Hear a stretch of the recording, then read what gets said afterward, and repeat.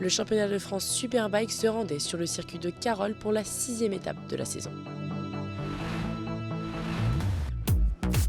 On commence avec la catégorie Super Sport 600 marquée par un drapeau rouge dès le premier tour suite à un accident entre Enzo de la Vega et Loïc Arbel.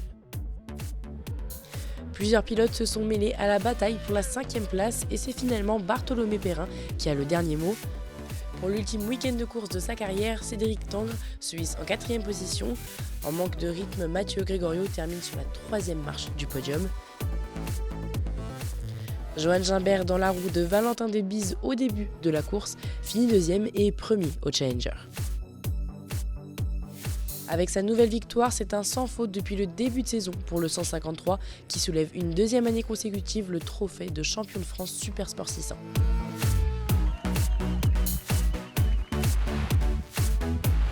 L'après-midi, Valentin Debise conserve les avantages de sa pole position et amène le peloton. Corentin Brenon rentre pour la première fois de la saison dans le top 5. Perrin Bartholomé gagne une place de plus l'après-midi et termine à la 4e position. Après un départ raté, Mathieu Gregorio ne réussit pas à rattraper les hommes de tête, il finit 3e. Johan Gimbert monte de nouveau sur la plus haute marche du podium en Challenger et sur la 2e au général.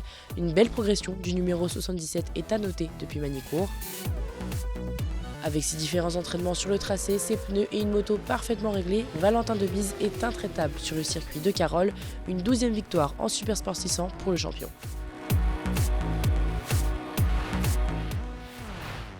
En pole position, Kenny Fouret réalise un beau départ en Superbike, mais Alan Tescher prend les commandes dans le premier virage. C'est finalement un duel entre le 78 et le 153 qui anime les débats en tête de course. Maximilien Beau termine 5e malgré un problème de shifter sur sa moto. Devant, une belle bataille se joue entre Martin Renaudin et le numéro 3 de David Muscat. Et c'est le 75 qui prend l'avantage. Il monte sur la 3e marche du podium et remporte la course Challenger. Alan Tescher prend le meilleur sur Martin Renaudin et se hisse à la 2e position. Alors que l'on assistait à une belle bataille entre Forêt et Debise, le demi-guidon du 153 se casse en pleine course, le contraignant à l'abandon. Sur sa BMW, Kenny Forêt réalise une bonne opération au championnat avec une 2e victoire cette saison. En course 2, Valentin Debise réalise un bon départ de la 2e place et s'empare des commandes de la course pour ne plus les lâcher. David Muscat marque les points de la 5e place. Aux portes du podium l'après-midi, les résultats du pilote Honda Alan Tescher lui permettent de repartir de Carroll en 3e position du championnat. Le numéro 108 Maximilien Beau s'est imprégné du rythme des motos devant lui en début de course. 3e au scratch, il est aussi premier pilote Challenger. Kenny Forêt n'a pas réussi à trouver les solutions l'après-midi sur le circuit de Carroll face au 153. Il repart néanmoins avec 19 points de retard au championnat sur Debise, qui s'impose lui une nouvelle fois ce week-end, très rapide en 2e manche.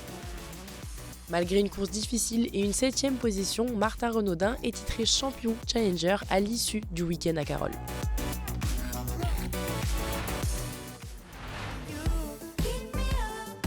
La 2e course des pilotes sidecar avait lieu ce dimanche en fin de journée.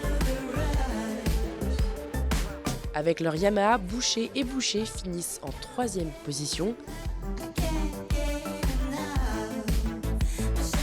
Perilla et Cotchamp montent sur la 2e marche du podium, tout comme la veille lors de la première course.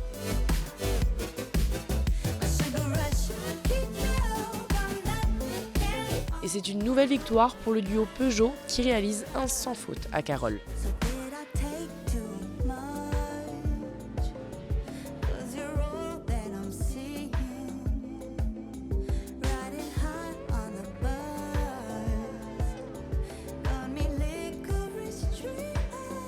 Le side 256 de Le Guin et Rouby remporte la course en F2.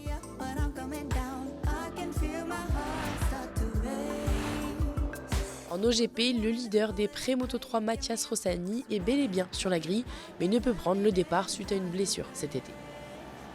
En NSF 250, Benjamin Caillet et Jules Berceau se sont battus tout au long de cette première manche, mais le numéro 25 manque son dépassement dans le dernier virage et finit juste derrière Benjamin 2e. Avec près de 10 secondes d'avance, Elliott Kassigian s'impose dans sa catégorie.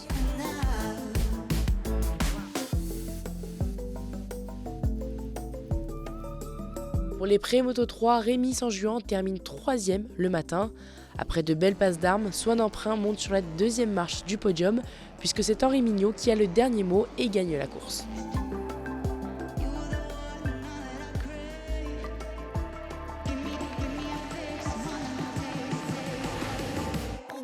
Une deuxième manche un peu plus calme en OGP, Benjamin Grillet termine en 3e position des NSF 250 mais toujours premier au championnat.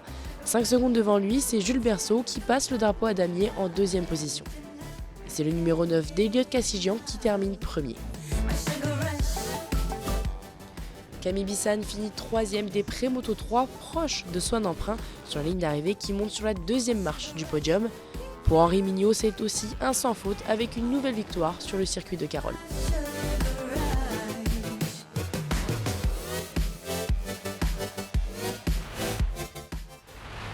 On termine ce résumé avec les Super Sport 300 et un très bon envol de Luca Friet, suivi de très près par Enzo Damani. Parti de la pit lane avec une pénalité, Evan Plindou effectue une belle remontée et termine 4e. Le numéro 14, Cyprien Baby, monte sur la 3e marche du podium. Enzo Damani, lui, assure les points au championnat et finit 2e. Et c'est donc Luca Friet et son numéro 8 qui remportent cette première manche. Evan Pallier est le premier challenger.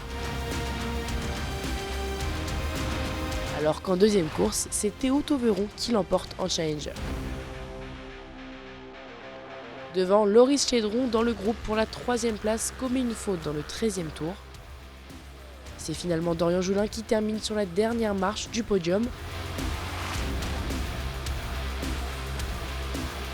Cyprien Baby monte en puissance l'après-midi et finit en 2e position.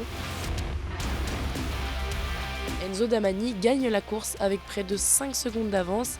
Avec une nouvelle victoire, le pilote FT Racing est sacré champion de France Super Sport 300.